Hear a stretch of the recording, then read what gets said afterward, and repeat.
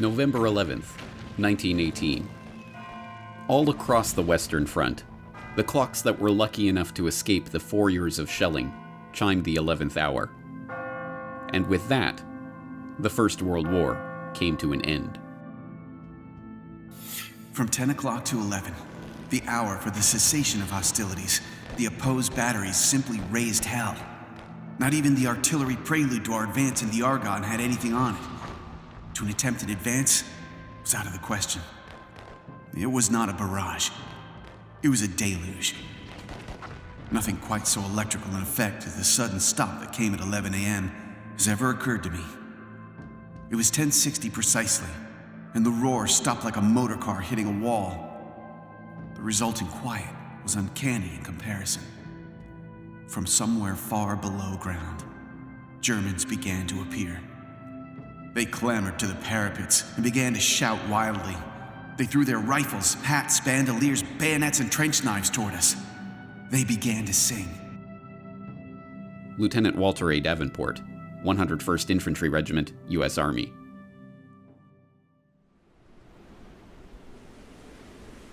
And just like that, it was over. 4 years of the bloodiest carnage the world had ever seen came to a stop as sudden and bewildering as its start. And the world vowed, never again. Each year, we lay the wreath. We hear the last post. We mouth the words, never again, like an incantation. But what does it mean? To answer this question, we have to understand what World War I was. World War I was an explosion. A breaking point in history. In the smoldering shell hole of that great cataclysm lay the industrial era optimism of never-ending progress. Old verities about the glory of war lay strewn around the battlefields of that great war, like a fallen soldier left to die in no man's land. And along with it lay all the broken dreams of a world order that had been blown apart. Whether we know it or not, we here in the 21st century are still living in the crater of that explosion, the victims of a First World War that we are only now beginning to understand. What was World War I about? How did it start? Who won? And what did they win? Now, 100 years after those final shots rang out, these questions still puzzle historians and laymen alike. But as we shall see, this confusion is not a happenstance of history, but the wool that has been pulled over our eyes to stop us from seeing what World War I really was. This is the story of World War I that you didn't read in the history books. This is the World War I Conspiracy.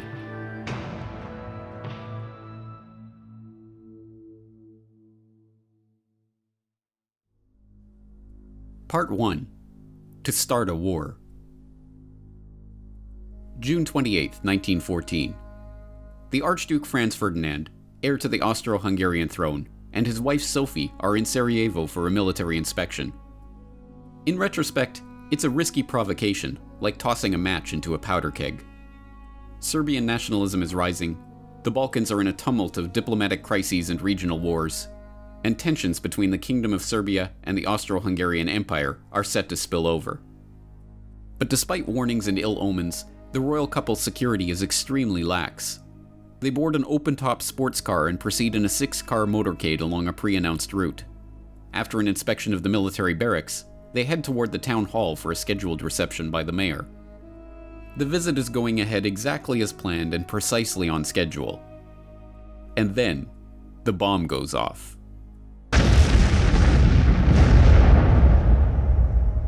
As we now know, the motorcade was a death trap.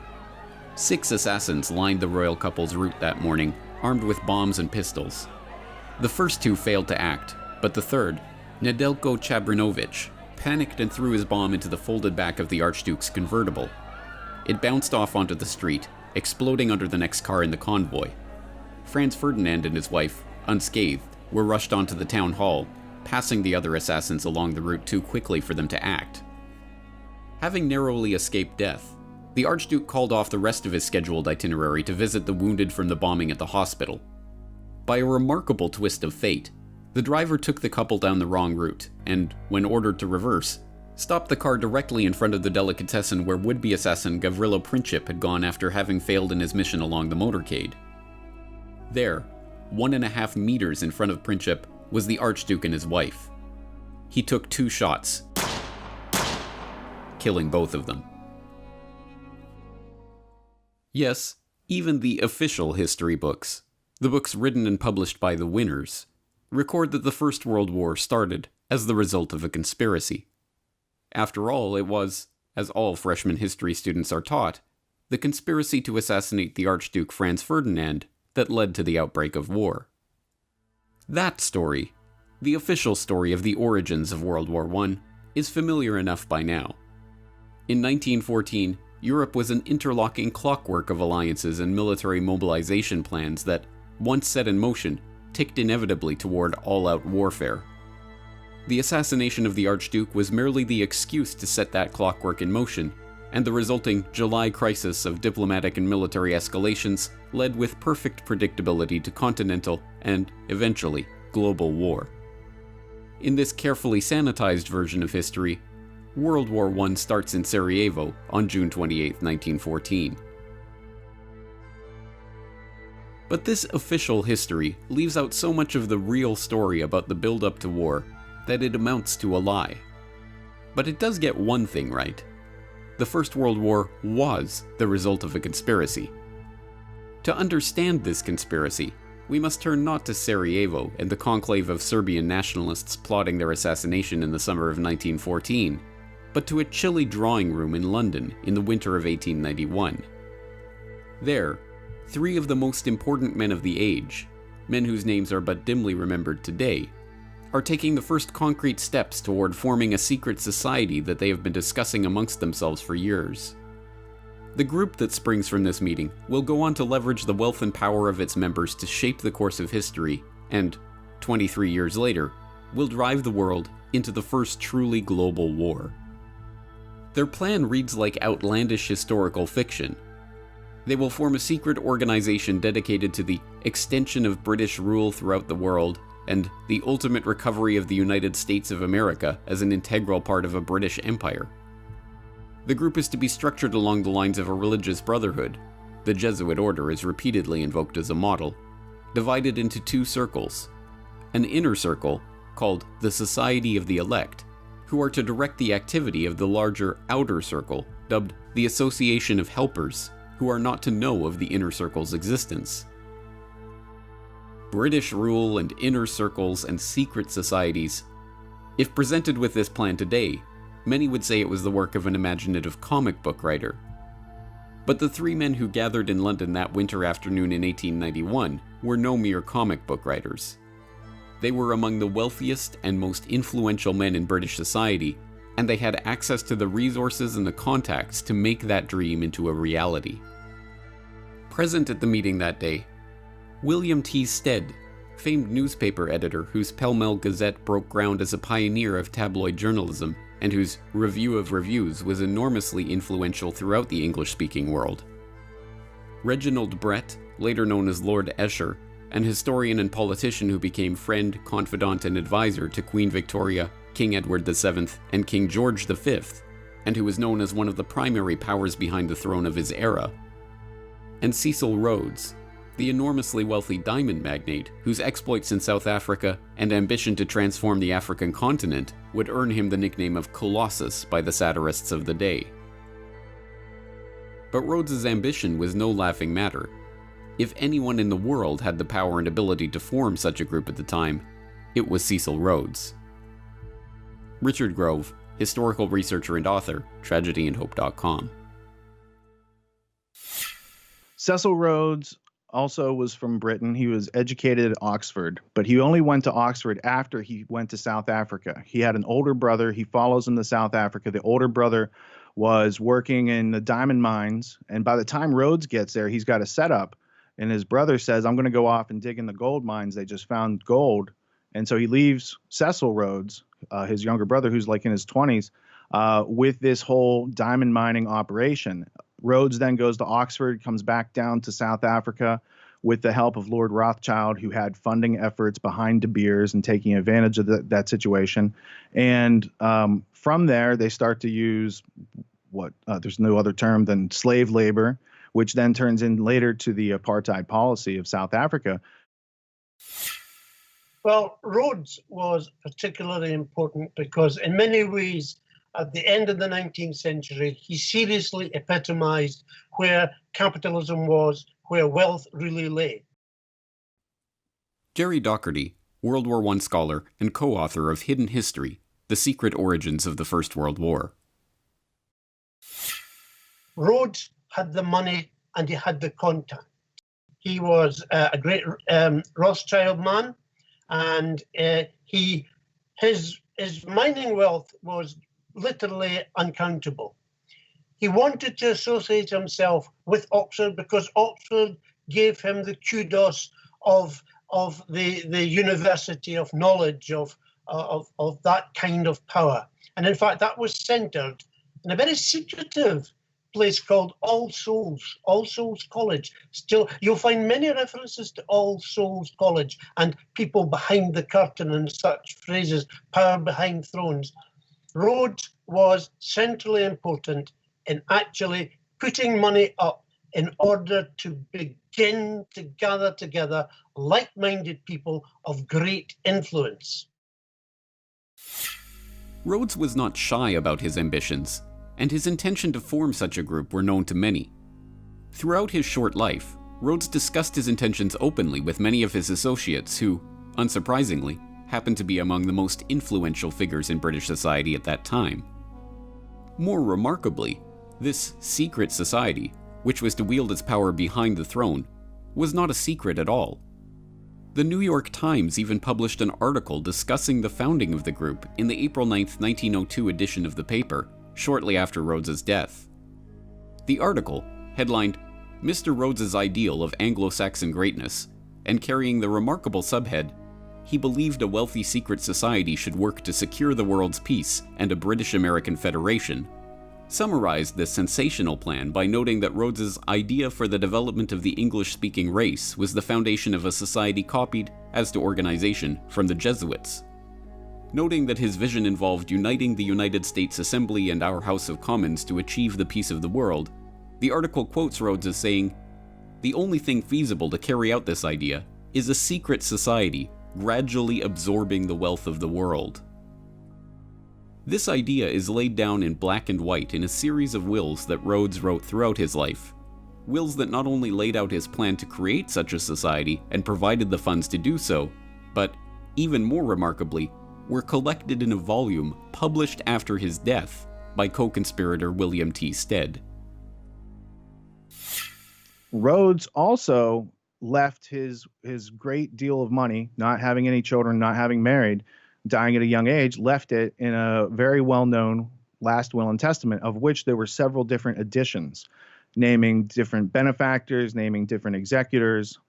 So in 1902, Cecil Rhodes dies. There's a book published. It contains his last will and testament. The guy who wrote the book, William T. Stead, was in charge of a British publication called the Review of the Reviews. He was part of Rhodes's roundtable group. He at one time was an executor for the will. And in that will, it says that he laments the loss of America from the British Empire and that they should formulate a secret society with the specific aim of bringing America back into the empire. Then he names all the countries that they need to include in this list to have world domination, to have an English-speaking union, to have British race as the enforced culture on all countries around the world. The will contains the goal. The goal is amended over a series of years and supported and used to gain support. And then by the time he dies in 1902, there's funding, there's a plan, there's an agenda, there's working groups, and it all launches and then takes hold. And then not too long later, you've got World War I. And then from that, you've got World War II. And then you've got a century of control and slavery that really could have been prevented. When, at the time of Rhodes' death in 1902, this secret society decided to partially reveal itself, it did so under the cloak of peace. It was only because they desired world peace, they insisted, that they had created their group in the first place. and only for the noblest of reasons that they aimed to gradually absorb the wealth of the world. But contrary to this pacific public image, from its very beginnings, the group was interested primarily in war. In fact, one of the very first steps taken by this Rhodes Round Table, as it was known by some, was to maneuver the British Empire into war in South Africa. This Boer War of 1899 to 1902 would serve a dual purpose. It would unite the disparate republics and colonies of South Africa into a single unit under British imperial control, and, not incidentally, it would bring the rich gold deposits of the Transvaal Republic into the orbit of the Rothschilds Rhodes-controlled British South Africa Company. The war was, by the group's own admission, entirely its doing. The point man for the operation was Sir Alfred Milner, a close associate of Rhodes and a member of the secret society's inner circle who was then the governor of the British Cape Colony. Although largely forgotten today, Alfred Milner, later First Viscount Milner, was perhaps the most important single figure in Britain at the dawn of the 20th century. From Rhodes's death in 1902, he became the unofficial head of the Round Table Group and directed its operations, leveraging the vast wealth and influence of the group's exclusive membership to his own ends. With Milner, there was no compunction or moral hand-wringing about the methods used to bring about those ends. In a letter to Lord Roberts, Milner casually confessed to having engineered the Boer War. "I precipitated the crisis, which was inevitable, before it was too late. It is not very agreeable, and in many eyes, not a very creditable piece of business to have been largely instrumental in bringing about a war." When Rhodes's co-conspirator and fellow secret society Inner Circle member William Stead objected to war in South Africa, Rhodes told him, "You will support Milner in any measure that he may take short of war. I make no such limitation. I support Milner absolutely without reserve. If he says peace, I say peace. If he says war, I say war. Whatever happens, I say ditto to Milner." The Boer War, involving unimaginable brutality, including the death of 26,000 women and children in the world's first British concentration camps, ended as Rhodes and his associates intended, with the formerly separate pieces of South Africa being united under British control. Perhaps even more importantly from the perspective of the secret society, it left Alfred Milner as High Commissioner of the new South African Civil Service, a position from which he would cultivate a team of bright, young, largely Oxford-educated men who would go on to serve the group and its ends. And from the end of the Boer War onward, those ends increasingly centered around the task of eliminating what Milner and the Round Table perceived as the single greatest threat to the British Empire: Germany.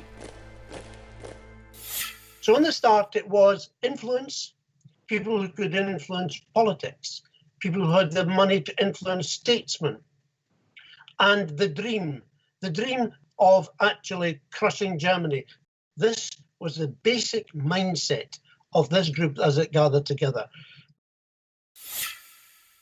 Germany. In 1871, the formerly separate states of modern-day Germany united into a single empire under the rule of Wilhelm I. The consolidation and industrialization of a united Germany had fundamentally changed the balance of power in Europe.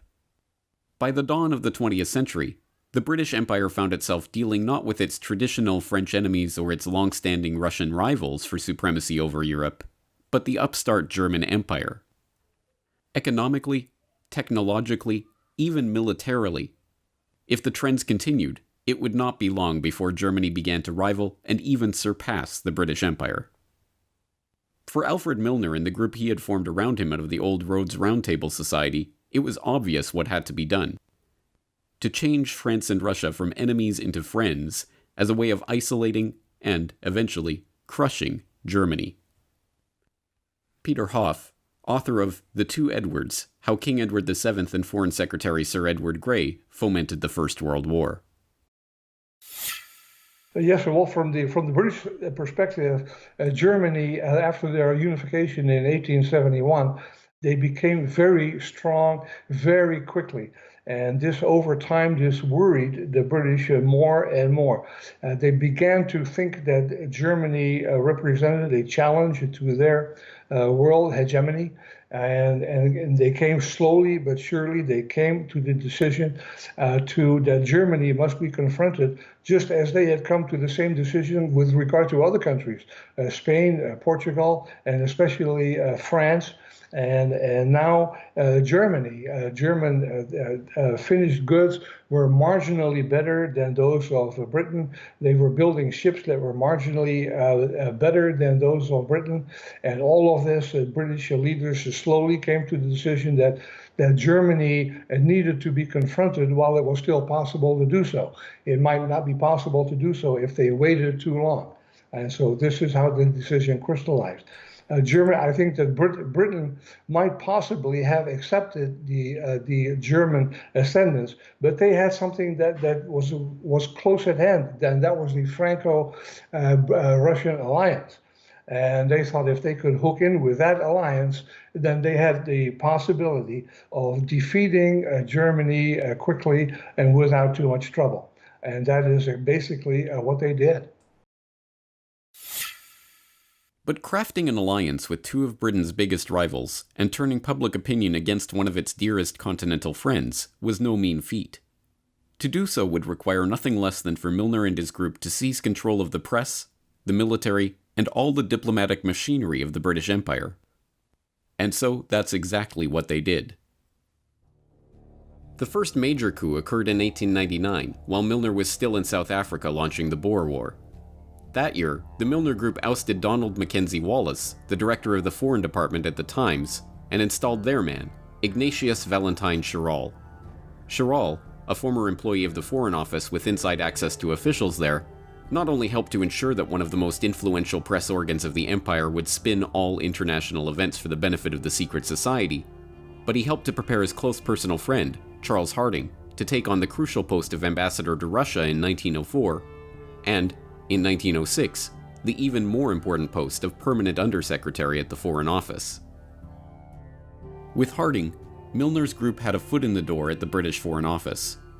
But they needed more than just their foot in that door if they were to bring about their war with Germany. In order to finish the coup, they needed to install one of their own as Foreign Secretary. And, with the appointment of Edward Grey as Foreign Secretary in December of 1905, that's precisely what happened. Sir Edward Grey was a valuable and trusted ally of the Milner Group. He shared their anti-German sentiment and, in his important position of Foreign Secretary, showed no compunction at all about using secret agreements and unacknowledged alliances to further set the stage for war with Germany.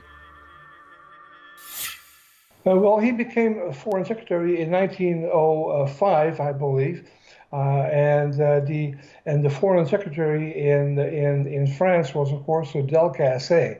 And Delcasse was very much anti-German and very passionate about the recovery of Alsace-Lorraine. And so he and the king hit it off very well together. And Edward Grey shared this anti-German feeling with the king, as I explained in my book, how he came to have that attitude about Germany. But in any case, he had the same attitude with the king. They worked very well together. And Edward Grey very freely acknowledged the heavy role that the king played in British foreign policy. And he said that this was not a problem because he and the king were in an agreement on most issues, and so they worked very well together. The pieces were already beginning to fall into place for Milner and his associates. With Edward Grey as Foreign Secretary, Harding as his unusually influential Undersecretary, Rhodes' co-conspirator Lord Esher installed as Deputy Governor of Windsor Castle, where he had the ear of the king, and the king himself, whose unusual hands-on approach to foreign diplomacy and whose wife's own hatred of the Germans dovetailed perfectly with the group's aims. The diplomatic stage was set for the formation of the Triple Entente between France, Russia, and Great Britain. With France to the west and Russia to the east, England's secret diplomacy had forged the two pincers of a German-crushing vice. All that was needed was an event that the group could spin to its advantage to prepare the population for war against their former German allies. Time and again throughout the decade leading up to the Great War, the group's influential agents in the British press tried to turn every international incident into another example of German hostility. When the Russo-Japanese War broke out, rumors swirled in London that it was in fact the Germans that had stirred up the hostilities. The theory went that Germany, in a bid to ignite conflict between Russia and England, who had recently concluded an alliance with the Japanese, had fanned the flames of war between Russia and Japan. The truth, of course, was almost precisely the opposite. Lord Lansdowne had conducted secret negotiations with Japan before signing a formal treaty in January 1902. Having exhausted their reserves building up their military, Japan turned to Cecil Rhodes' co-conspirator Lord Nathan Rothschild to finance the war itself. Denying the Russian Navy access to the Suez Canal and high-quality coal, which they did provide to the Japanese, the British did everything they could to ensure that the Japanese would crush the Russian fleet, effectively removing their main European competitor for the Far East. The Japanese Navy was even constructed in Britain, but these facts did not find their way into the Milner-controlled press. When the Russians accidentally fired on British fishing trawlers in the North Sea in 1904, killing 3 fishermen and wounding several more, the British public was outraged. Rather than whip up the outrage, however, the Times and other mouthpieces of the secret society instead tried to paper over the incident.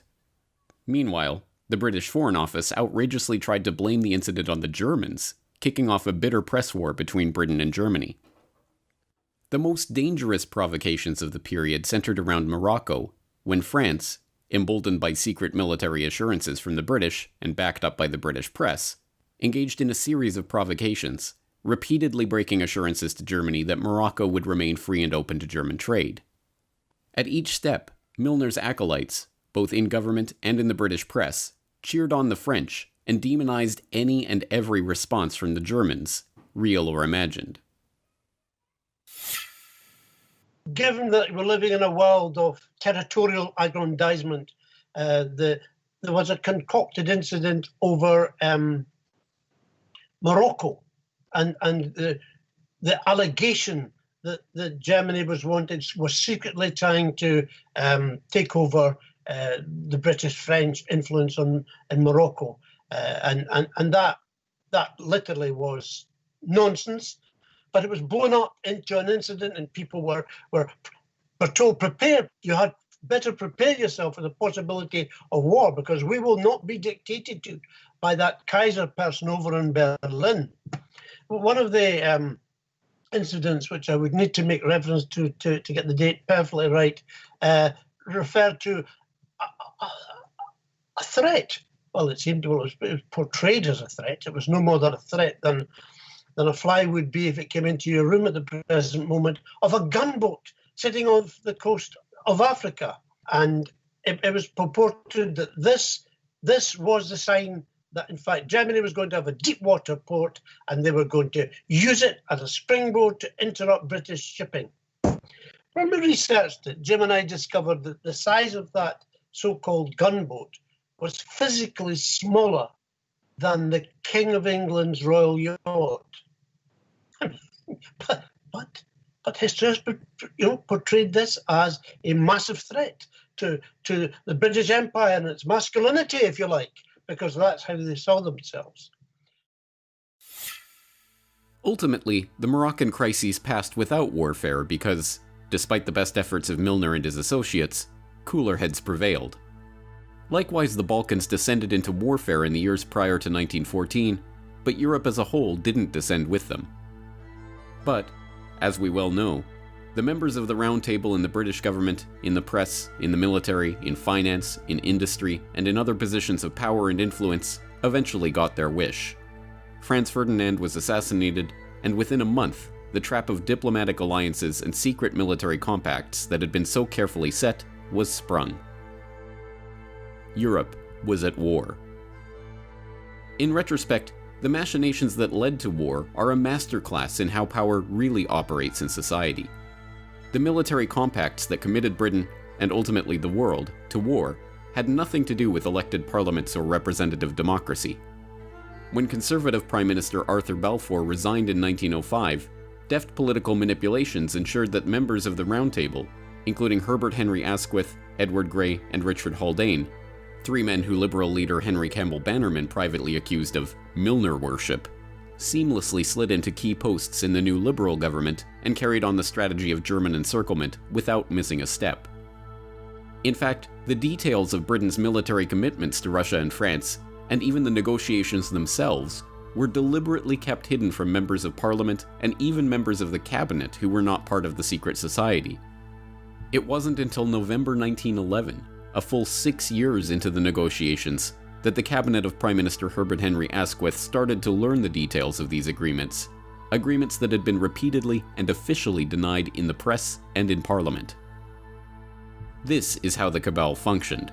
Efficiently, quietly, and, convinced of the righteousness of their cause, completely uncaring about how they achieved their ends.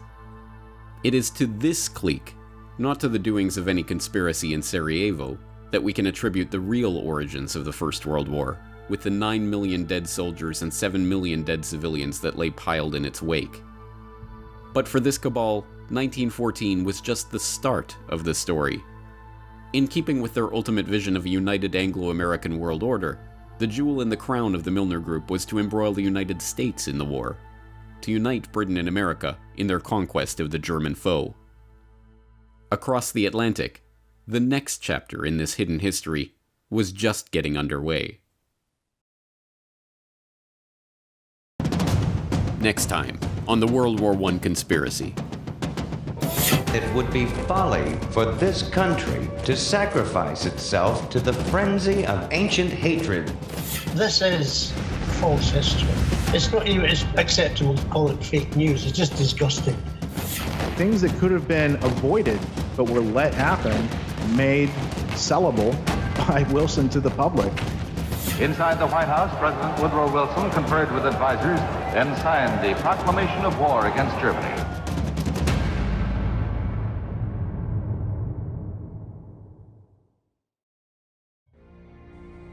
If, as the old adage has it, the first casualty of war is the truth, then it follows that the first battle of any war is won by lies. Lies have always been used to sell war to a public that would otherwise be leery about sending their sons off to fight and die on foreign soil. In times long past, this was easy enough to accomplish. A proclamation by a king or queen was enough to set the machinery of war in motion. But in the modern age of democracy and volunteer armies, a pretense for war is required to rally the nation around the flag and motivate the public to fight. That is why every major conflict is now accompanied by its own particular bodyguard of lies. From false flag attacks to dehumanization of the enemy, here are all the examples you'll need to debunk a century of war lies. This is the Corbett Report.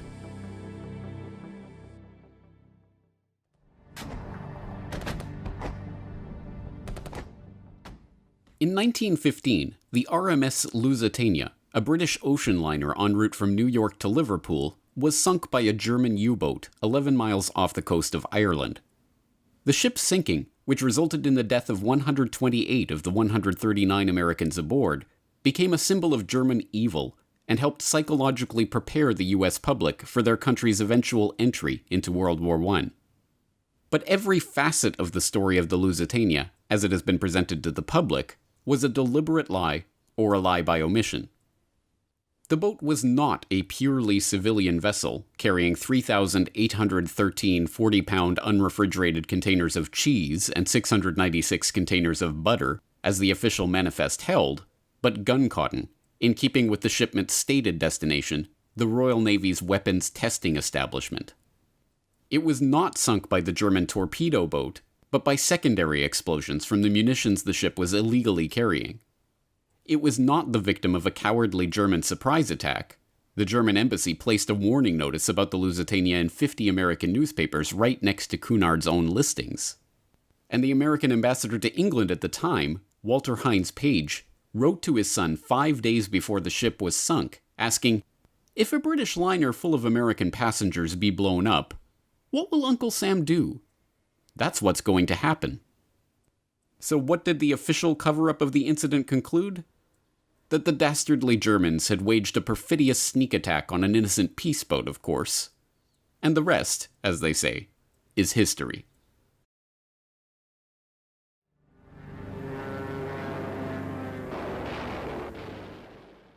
A little over 2 decades later, America's entry into World War II came when the Japanese attacked Pearl Harbor in December 1941, killing over 2,400 American servicemen and civilians.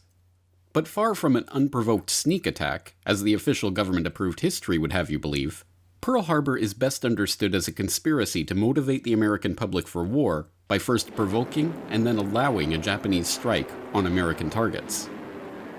This is not even a controversial idea. It was commonly understood and discussed by many in the Roosevelt administration at the time. Henry Stimson, the U.S. Secretary of War, noted in his diary that just the week before the attack, President Roosevelt had told him, "We were likely to be attacked perhaps as soon as next Monday," and then solicited Stimson's advice on how we should maneuver them, the Japanese, into the position of firing the first shot without allowing too much danger to ourselves. Around the same time, Roosevelt sent a message to all military commanders stating that the United States desires that Japan commit the first overt act. So how did FDR and his administration provoke the Japanese into attacking? In late 1940, Roosevelt ordered the United States fleet to be relocated from San Pedro to Pearl Harbor. The order incensed Admiral James Richardson, Commander-in-Chief of the U.S. fleet, who complained bitterly to FDR about the nonsensical decision. It left the fleet open to attack from every direction. It created a 2,000-mile-long supply chain that was vulnerable to disruption, and it packed the ships in together at Pearl Harbor, where they would be sitting ducks in the event of a bombing or torpedo raid. FDR, unable to counter these objections, went ahead with the plan and relieved Richardson of his command. Then, in June 1941, Secretary of the Interior Harold Ikes wrote a memo advising FDR to embargo Japanese oil in order to goad them into war. There might develop from the embargoing of oil to Japan such a situation as would make it not only possible, but easy to get into this war in an effective way. Roosevelt followed 3 weeks later with an order seizing Japanese assets in America and effectively preventing Japan from purchasing much-needed American oil, which at that time accounted for 4/5 of Japanese oil imports. The provocations had their intended effect, and the Americans listened in on Japanese war preparations via radio. They received warnings of an imminent attack from diplomatic officials and military attachés. The attack was even predicted by the Honolulu Advertiser days before it happened. But all of these warnings were ignored. Even today, nearly 80 years after the events, new documents and memos continue to be found showing more warnings that Roosevelt and his administration deliberately ignored in the run-up to the attack. FDR got his wish. The Japanese attack was successful. 2,400 Americans died, and the nation, outraged, responded by rallying around the flag and jumping enthusiastically into war. But the Japanese themselves were no innocents when it came to lying their way into war. 10 years before Pearl Harbor, in 1931, Japan was looking for a pretext to invade Manchuria. On September 18th of that year, a lieutenant in the Imperial Japanese Army detonated a small amount of TNT along a Japanese-owned railway in the Manchurian city of Mukden. The act was blamed on Chinese dissidents and used to justify the invasion and occupation of Manchuria. When the lie was later exposed, Japan was diplomatically shunned and forced to withdraw from the League of Nations.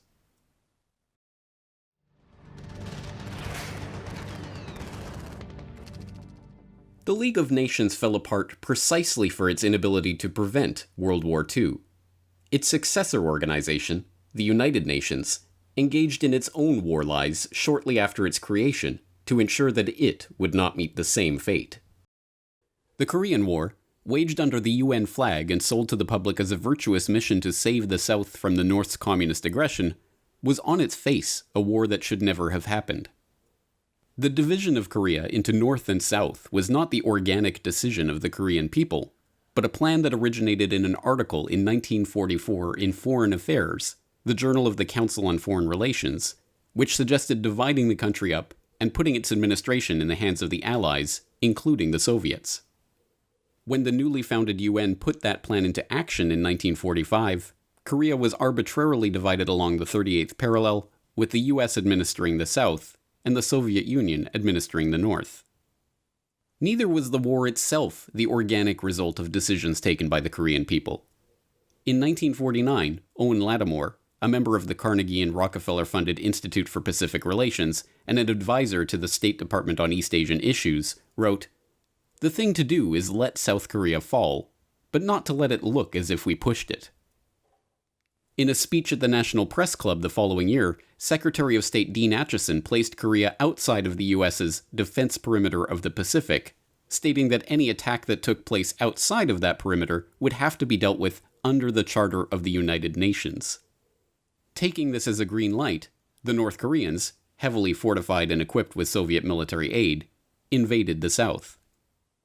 The war began on June 27, 1950, when the UN Security Council passed a resolution calling for members to provide military assistance to restore international peace and security in the area.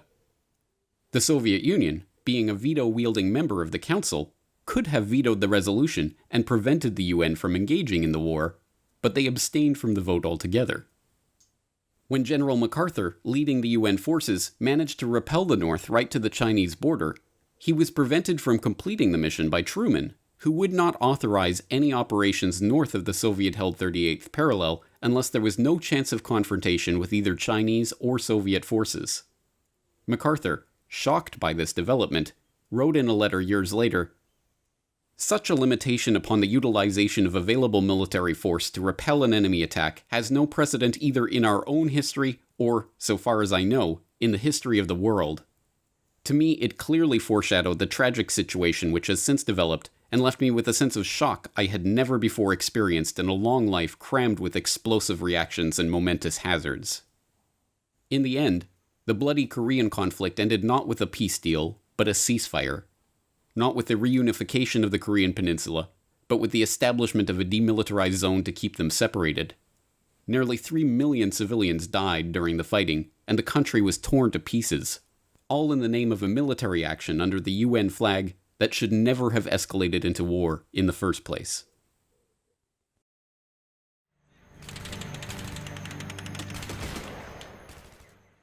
In August of 1964, President Johnson was preoccupied in finding an excuse to justify a formal escalation of American military involvement in Vietnam.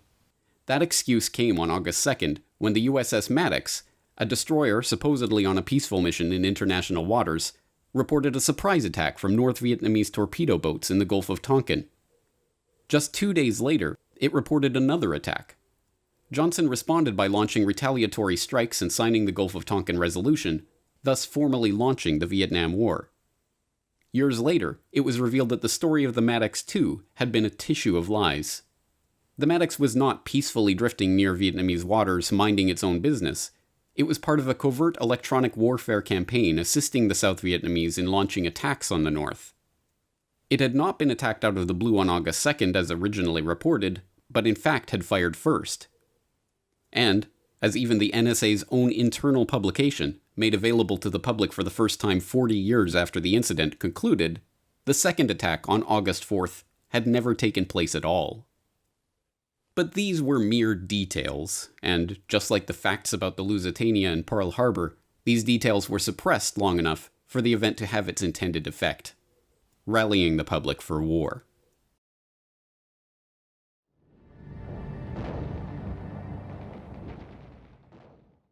The Six-Day War in 1967 between Israel and Egypt, Syria, and Jordan is yet another example of a war which was justified for reasons that were later exposed as lies. When Israel launched an attack on Egypt's airfields on the morning of June 5th, they initially claimed that it was a defensive strike and that Egypt had struck first. But this was an easily proven lie, and the claim was quickly dropped. Next, they claimed that the attack was preemptive self-defense, and that Egypt and its Arab allies had been preparing to strike Israel. But multiple Israeli officials, including Yitzhak Rabin, later admitted that Egypt had not been preparing a war, or even interested in one. And then, in the most outrageous incident of all, Israel attempted to get America involved in the war by attacking the USS Liberty, a U.S. technical research ship collecting electronic intelligence just outside Egypt's territorial waters at the time of the war. The attack, carried out by Israeli fighter jets and torpedo boats, was relentless. The Liberty was strafed and torpedoed repeatedly, with the crew sending distress messages and even hoisting a large American flag so there could be no doubt as to their identity. The Israeli attack was finally called off an hour and a half into the assault. Israel, caught in a blatant attempt to sink an American ship, offered an apology for mistaking the identity of the vessel. But it was no mistake. In 2007, the NSA declassified intercepts confirming that the Israelis knew they were attacking an American ship, not an Egyptian ship, as their cover story is maintained. Even mainstream historians now characterize Israel's attack on the Liberty as a daring ploy by Israel to fake an Egyptian attack on the American spy ship and thereby provide America with a reason to officially enter the war against Egypt. But the incident was soon memory holed, and to this day, the Six-Day War is portrayed as an act of preemptive self-defense by the valiant Israelis against the dastardly Arab aggressors.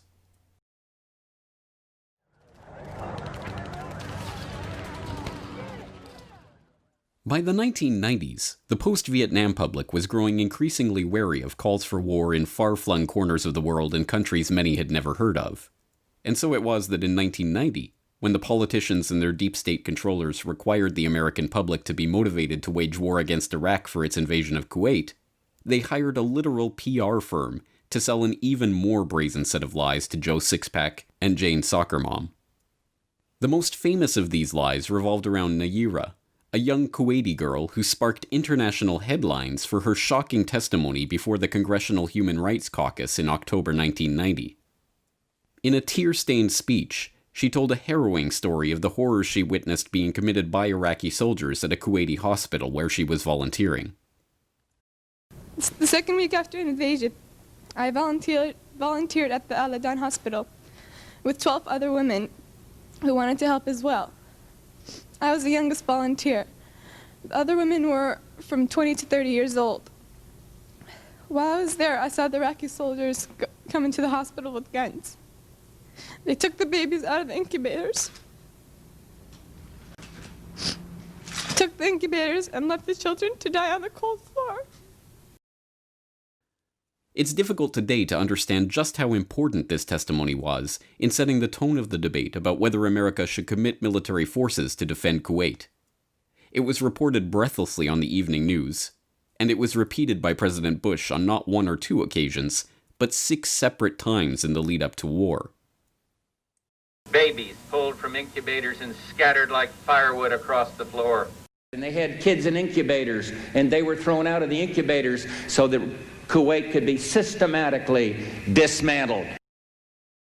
Then, when the Gulf War resolution was making its way through the House, the incubator story was raised in Congress. Now is the time to check the aggression of this ruthless dictator whose troops have bayoneted pregnant women and have ripped babies from their incubators in Kuwait. And then again in the Senate. The vote passed, and combat operations formally began in January 1991. The only problem? Nayira was not some anonymous Kuwaiti girl, but, as a subsequent CBC investigation discovered, she was Nayira al-Saba, daughter of Saud al-Saba, the Kuwaiti ambassador to the United States.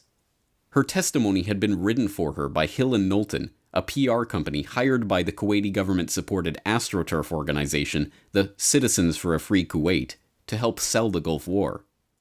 And the Congressional Human Rights Caucus that held the hearing where Nayira gave her testimony? It was later found to be a Hill & Knowlton front itself.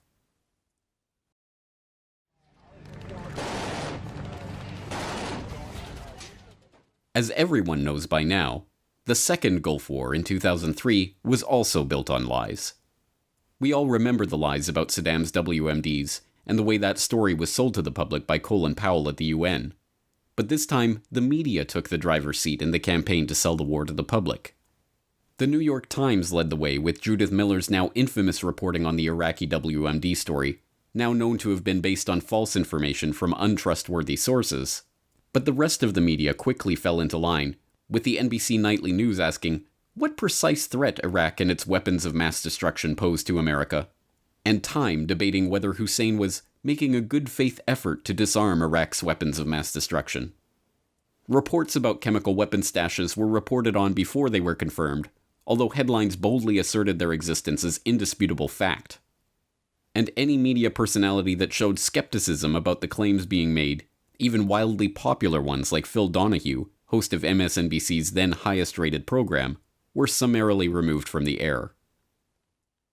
Scott Ritter is here, and so is Ambassador Butler. You had Scott Ritter, former weapons inspector, who was saying that if we invade, it'll be a historic blunder. Yes, but we didn't have him alone. He had to be there with someone else who supported the war. In other words, you couldn't have Scott Ritter alone. You could have Richard Furl alone. You could have the conservative. You could have the supporters of the president alone. And they would say why this war is important. You couldn't have a dissenter alone.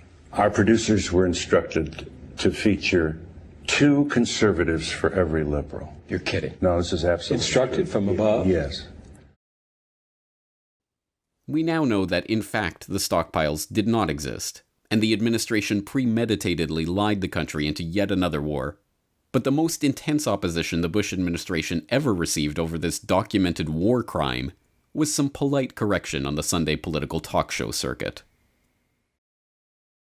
You and a few other critics are the only people I've heard use the phrase immediate threat. I didn't. The president didn't. And it's become kind of folklore that that's what's happened. The president went... You're saying that nobody in the administration said that? I can't speak for everybody in the administration and say nobody said that. Vice President didn't say that? If you have any citations, I'd like to see them. We have one here. It says, some have argued that this is you speaking, some have argued that the nuclear threat from Iraq is not imminent, that Saddam is at least 5 to 7 years away from having nuclear weapons. I would not be so certain. Mm-hmm. Close to imminent.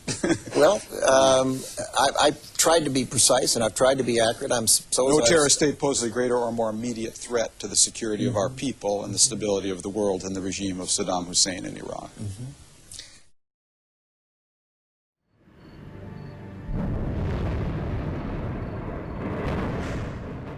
The WMD story blew up in the neocons' face shortly after the war, but by that time they had already succeeded in their plan to reshape the Middle East. But for the would-be controllers of public opinion, a valuable lesson was learned. Human rights and protecting the innocent is a more effective lie to sell to the public to motivate them for war. So when it came time to sell the war on Libya to the public, the UN-backed, NATO-led aggressors once again donned the cloak of human rights by turning to none other than the UN's Human Rights Council. The process that launched the intervention was begun by a coalition of 70 non-governmental organizations, which issued a joint letter urging the UN to suspend Libya from the Human Rights Council, and for the Security Council to invoke the so-called responsibility to protect principle in protecting the Libyan people from alleged atrocities being committed by the Libyan government. In a special session on the issue on February 25, 2011, the UN Human Rights Council adopted a resolution affirming the NGO's recommendations. The resolution was adopted without a vote. The Security Council immediately passed resolutions 1970 and 1973, authorizing the establishment of a no-fly zone on Libyan military aviation for the protection of civilians and the delivery of humanitarian assistance. 3 days later, using the resolution as its justification, the US, UK, and France began bombing the population of Libya. Meanwhile, the International Criminal Court's chief prosecutor, Luis Moreno Ocampo, began working on the legal basis for the invasion. He drafted the request for the court's judges to issue an arrest warrant for Gaddafi for crimes against humanity. Although NATO forces were already engaged in an invasion of the country on the basis of undocumented allegations by a group of NGOs, Moreno Ocampo's request was not issued until May 16th. On June 28th, the day after the judges agreed to issue the warrant, Moreno Ocampo participated in a press conference in which one reporter asked about the evidence that Gaddafi had ever engaged in the atrocities he was accused of. I advise you to read the application of the prosecutor's office, many pages, I think it was 77 pages. We describe in detail the facts, most of it is public, and the judges also decided analyzing the evidence. So, of course, we are prosecutors and judges, so we rely on facts. So we prove the crimes. That's what we did. Although the document that Moreno Ocampo urges the public to read to understand the evidence of Gaddafi's crimes is indeed public, and is 77 pages long, the version made available to the public has been heavily redacted. In fact, of the 77 pages, 54 of them have been redacted, comprising the entire section of the document dealing with the evidence for the charges themselves. The most sickening part of this war lie is just how obvious it was. No one involved in this charade cared about the well-being of the Libyan people. Not the press, not the politicians, not the ICC prosecutors. And as a result, today, 7 years after the destruction of Libya at the hands of the United Nations-sanctioned NATO saviors, open-air slave markets are running in the country that the human rights crusaders once pretended to care about.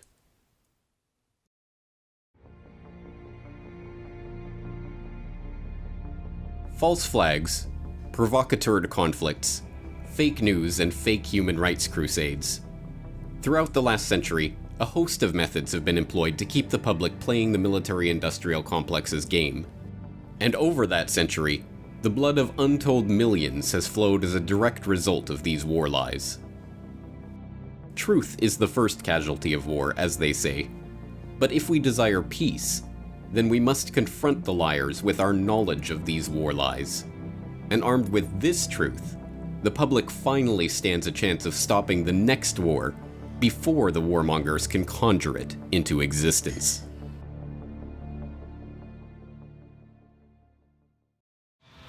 So it dawned on me at the end of last year that I'd never used the Twitter poll function.